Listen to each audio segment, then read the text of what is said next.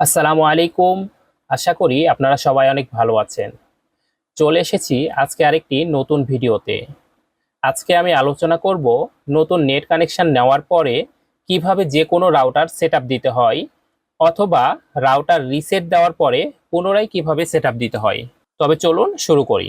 প্রথমেই আমাদেরকে যে কাজটি করতে হবে সেটা হচ্ছে, আমরা যে রাউটারটি সেটআপ দিতে চাই সেই রাউটারটি আমাদের ফোনে কানেক্ট করে নিতে হবে। তো আমার এখানে দেখতে পাচ্ছেন দুইটি রাউটার শো করছে। সো আমরা টেন্ডা 45D4A8 এই রাউটারটি সেট আপ দেবো। সো এটা আমরা কানেক্ট করে নিচ্ছি। লক্ষ্য করুন, টেন্ডা রাউটারের ডান পাশে সেটিংস আছে। সো সেটিংসে আমি ক্লিক করলাম এবং নিচে আসলাম। নিচে এসে ম্যানেজ রাউটার এখানে ক্লিক করলাম। এখানে ক্লিক করার পরে তারা তাদের ওয়েবসাইটে নিয়ে গেল।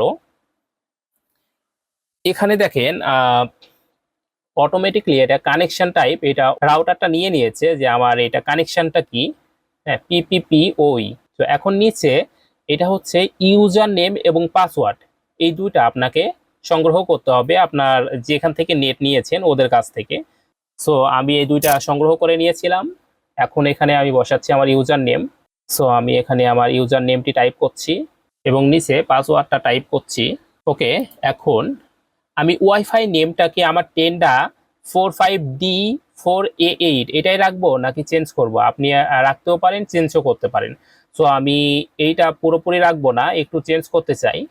তো আমি এটা রিমুভ করছি এবং এইখানে টেন্ডা F6 লিখলাম, এটা আমার রাউটারের নাম। এবং পাসওয়ার্ড এখানে আমি আমার ইচ্ছে মতো পাসওয়ার্ড ব্যবহার করব।